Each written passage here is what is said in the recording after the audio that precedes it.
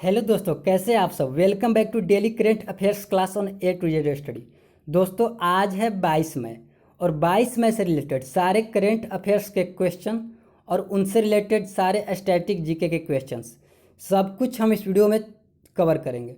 तो आप वीडियो को लास्ट तक से देखिएगा और लास्ट में एक क्वेश्चन ऑफ द डे भी पूछा जाता है और जिसका जवाब आपको कमेंट्स बॉक्स में बतानी होती है। और अगर उस प्रश्न का आप सही जवाब बता देते हैं तो नेक्स्ट डे के सेशन के लास्ट में आपका नाम भी अनाउंस किया जाता है। तो चलिए स्टार्ट करते हैं आज की सेशन। चलते हैं आज के पहले प्रश्न पर। आज का पहला प्रश्न है, आतंकवाद विरोधी दिवस कब मनाया गया। तो ये एंटी टेररिज्म डे ये हर साल 21 मई को ही मनाया जाता है। अब ये 21 मई को क्यों मनाया जाता है?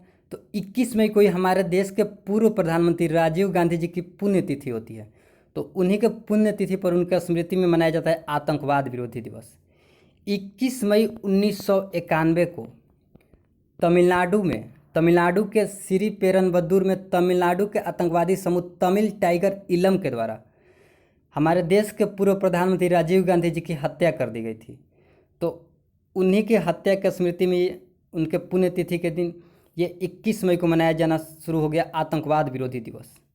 और अभी 21 मई को ही छत्तीसगढ़ सरकार ने राजीव गांधी जी के नाम पर राजीव गांधी किसान न्याय योजना की भी शुरुआत की है। तो चलते हैं अब अगले प्रश्न पर। अगला प्रश्न है, किस केंद्र शासित प्रदेश ने सुकून कोविड-19 बीट दी स्ट्रेस नामक एक नया कार्यक्रम शुरू किया है।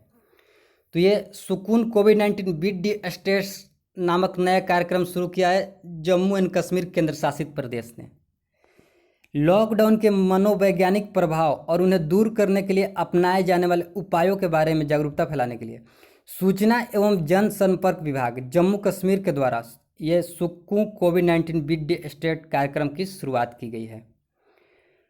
और इस कार्यक्रम का प्रसारण प्रत्येक मंगलवार सुबह 9 बजे दूरदर्शन काशीर चैनल पर किया जाएगा। तो ये जम्मू और कश्मीर केंद्र शासित प्रदेश ने शुरू किया है। तो ये मैप में देखते हैं, ये मैप में जो आपको दिख रहा है कलरफुल, यही है जम्मू कश्मीर केंद्र शासित प्रदेश। पहले ये पूरा जम्मू कश्मीर राज्य हुआ करता था, लेकिन फिर जम्मू कश्मीर एक्ट 2019 के तहत जम्मू कश्मीर को 2 केंद्र शासित प्रदेशों में विभाजित कर दिया गया, जिसके बाद 31 अक्टूबर 2019 को भारत के 2 नए केंद्र शासित प्रदेश अस्तित्व में आए, एक जम्मू कश्मीर और एक लद्दाख। ये जो आपको कलरफुल वाला एरिया दिखाई दे रहा है ये पूरा है जम्मू कश्मीर, और जम्मू कश्मीर में टोटल 20 ज़िले हैं। और ये एरिया जो आपको दिखाई दे रहा है इधर और ये वाला, ये है POK यानी कि पाक ऑर्गेनाइज कश्मीर। और ये वाला एरिया जो आपको दिखाई दे रहा है और ये वाला, ये दोनों एरिया है COK यानी कि चाइनीज ऑर्गेनाइज कश्मीर। जम्मू कश्मीर के उपराज्यपाल हैं गिरीश चंद्र मुर्मू और जम्मू कश्मीर उच्च न्यायालय के मुख्य न्यायाधीश हैं गीता मित्तल। और ये मैप देखते हैं, ये है लद्दाख, ये जो आपको दिख रहा है ये है लद्दाख। लद्दाख में टोटल 2 ज़िले हैं, एक कारगिल और एक लेह। और लद्दाख के उपराज्यपाल हैं राधा कृष्ण माथुर। चलते अब अगले प्रश्न पर। अगला प्रश्न है, रेलवे के पहले 12,000 HP यानी कि हॉर्स पावर वाले इलेक्ट्रिक लोकोमोटिव का निर्माण किस राज्य में किया गया है। तो अभी इंडियन रेलवे ने अपनी सबसे ज़्यादा पावर वाली रेलवे इंजन बनाई है इलेक्ट्रिक लोकोमोटिव, और इससे बनाई है बिहार के मधेपुरा इलेक्ट्रिक लोको फैक्ट्री ने। तो इस प्रश्न का सही आंसर होगा ऑप्शन नंबर 1 बिहार। और इसे पहली बार इसका परिचालन किया गया उत्तर प्रदेश के दीनदयाल उपाध्याय जंक्शन से शिवपुर स्टेशन तक। और इस लोकोमोटिव के बनाने के बाद अब भारत दुनिया का 6ठा देश बन गया है जिसका सबसे ज़्यादा पावर वाला सेल्फ मेड लोकोमोटिव हो। तो इस प्रश्न का सही आंसर होगा ऑप्शन नंबर ए बिहार। तो ये मैप में जो आपको दिख रहा है रेड कलर का, यही है बिहार। बिहार की सीमा टोटल 3 भारतीय राज्यों से टच करती है, वो हैं उत्तर प्रदेश, झारखंड और वेस्ट बंगाल। और इसके साथ इसके नॉर्थ में है नेपाल। बिहार के CM है नीतीश कुमार और बिहार के गवर्नर हैं फागू चौहान। और बिहार का इम्पोर्टेड नेशनल पार्क है उसका नाम है वाल्मीकि रिजर्व। चलते अब अगले प्रश्न पर। अगला प्रश्न है, विश्व स्वास्थ्य संगठन WHO के 34 सदस्यीय कार्यकारी बोर्ड के अध्यक्ष के रूप में कौन कार्यभार संभालेंगे?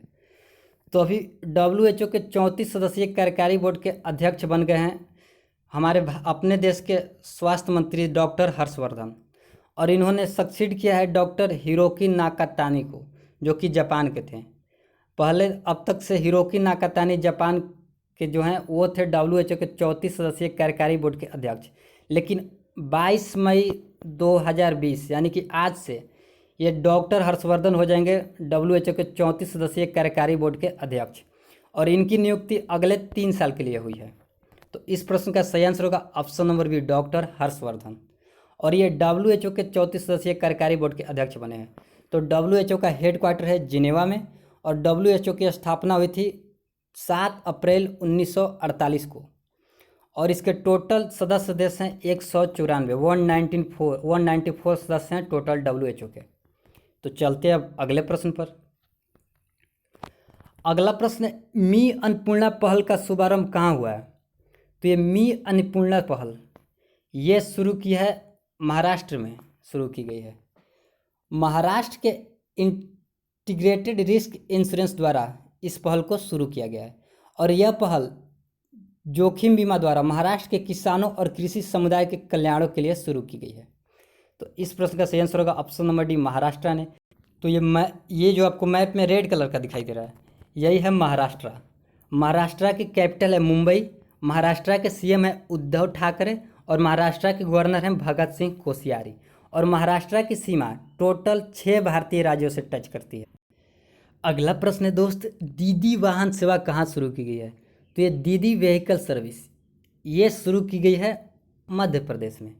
मध्य प्रदेश का एक आदिवासी बहुल जिला है जिसका नाम है झाबुआ, और उसी झाबुआ जिले में ग्रामीण आजीविका मिशन की महिलाओं द्वारा यह शुरू किया गया है दीदी वाहन सेवा, और इस सेवा के तहत गांव की आदिवासी महिलाओं को फ्री वाहन प्रदान की जाएगी। तो चलते अब मध्य प्रदेश के बारे में देख लेते हैं। तो ये मैप में जो आपको दिख रहा है रेड कलर का, यही है मध्य प्रदेश, और मध्य प्रदेश की सीमा टोटल 5 भारतीय राज्यों से मिलती है। वो हैं गुजरात, महाराष्ट्र, छत्तीसगढ़, उत्तर प्रदेश और राजस्थान। मध्य प्रदेश की कैपिटल है भोपाल, मध्य प्रदेश के CM है शिवराज सिंह चौहान, और मध्य प्रदेश के गवर्नर हैं लालजी टंडन। चलते हैं अब अगले प्रश्न पर। अगला प्रश्न है, इंडियन स्टील एसोसिएशन के नए अध्यक्ष किसे नियुक्त किया गया है? तो इंडियन स्टील एसोसिएशन ये हमारे देश की जितनी भी बड़ी स्टील कंपनियां हैं उन सभी की मिलकर ये स्टील एसोसिएशन बनी हुई है, और इस इंडियन स्टील एसोसिएशन के चेयरमैन बन गए हैं दिलीप ओमेन, और इन्होंने सक्सीड किया है TB नरेंद्रन को। अब तक TB नरेंद्रन थे इंडियन स्टील एसोसिएशन के अध्यक्ष, और अब बन गए हैं दिलीप ओमेन। तो ये इंडियन स्टील एसोसिएशन के अध्यक्ष बने। तो इंडियन स्टील एसोसिएशन इसकी स्थापना हुई थी 2014 में, और इसका हेड क्वार्टर है न्यू दिल्ली में। चलते हैं अब अगले प्रश्न पर। अगला प्रश्न है दोस्त, अंतर्राष्ट्रीय चाय दिवस कब मनाया गया? तो अंतर्राष्ट्रीय चाय दिवस ये हर साल मनाया जाता है 21 मई को, और एक राष्ट्रीय चाय दिवस होता है। राष्ट्रीय चाय दिवस मनाया जाता है 21 अप्रैल को, और अंतर्राष्ट्रीय चाय दिवस 21 मई को। यह अंतर्राष्ट्रीय चाय दिवस मनाया जाता है FAO के द्वारा, यानी कि फूड एंड एग्रीकल्चर ऑर्गेनाइजेशन, और इसके मनाए जाने में सबसे बड़ा हाथ है अपने देश भारत का। 2015 में फूड एंड एग्रीकल्चर ऑर्गेनाइजेशन की एक मीटिंग में भारत ने यह प्रस्ताव रखा था कि अंतर्राष्ट्रीय चाय दिवस इंटरनेशनली यानी ग्लोबली लेवल पर मनाया जाए, जिसके बाद से उस भारत के प्रस्ताव को मानते हुए ये अंतर्राष्ट्रीय चाय दिवस मनाना शुरू हो गया हर साल 21 मई को। तो इस प्रश्न का सही आंसर होगा ऑप्शन नंबर बी, और ये फूड एंड एग्रीकल्चर ऑर्गेनाइजेशन मनाता है। तो इसका हेड क्वार्टर है इटली की कैपिटल रोम में, और इसकी स्थापना हुई थी 16 अक्टूबर 1945 को। और इस अंतर्राष्ट्रीय चाय दिवस के मनाने का उद्देश्य है चाय उत्पादकों और चाय श्रमिकों के स्थिति में सुधार के प्रयास को लेकर आना। तो ये थी आज के सेशन के करेंट अफेयर की लास्ट क्वेश्चन। अब चलते हैं हम क्विज पर। कल मैंने आपसे पूछा था 26 जनवरी 2020 की गणतंत्र दिवस परेड में बतौर मुख्य अतिथि कौन शामिल थे? तो इस बार की 26 जनवरी की गणतंत्र दिवस परेड में शामिल थे ब्राज़ील के राष्ट्रपति जैर बोल्सोनारो 2020 वाले में, और जो सिरिल रामाफोसा ये है दक्षिण अफ्रीका के राष्ट्रपति, और ये शामिल थे 2019 वाले 26 जनवरी 2019 वाले परेड में सिरिल रामाफोसा, और 2020 वाले परेड में शामिल थे जैर बोल्सोनारो। तो इस प्रश्न का सही आंसर होगा ऑप्शन नंबर बी। और इस प्रश्न का जिन जिन लोगों ने सही आंसर दिया था उनके नाम है दिव्यांशु, अर्नव पॉल, मनीष सिंह, दशरथ डांस, Shubham Jamba, MD Firoz, Neeraj Raj, Ranjeet Yadav, Abhishek Singh UDS public school, Sumit Lohia, Akshay Kumar, Rajneesh Sharma, Aniruddh Yadav, Vijay Kumar, G Singh, Vikas Kumar, Vikas Khatkar, Premchand Prasad, Rahul Kumar, Mahesh Kumar, Gaurav Singh, Abhishek Kumar, Pradeep Pal, Kuldeep Chandra, Krishna Thakur, Adil Hasan, Saurabh Pandey. इन सारे लोगों ने कल के प्रश्न का सही आंसर दिया था। अब चलते हैं क्वेश्चन ऑफ द डे पर। क्वेश्चन ऑफ द डे आपके स्क्रीन पर है, इसका जवाब आपको कमेंट बॉक्स में बतानी है। आज का क्वेश्चन ऑफ द डे है, इनमें से कौन सी एक लैंड लॉक देश नहीं है। आपको बताना है कि ये जो ऑप्शन दिए हुए हैं नेपाल, भूटान, जापान और अफगानिस्तान, इसमें से कौन ऐसे देश है जो कि लैंड लॉक कंट्री नहीं है।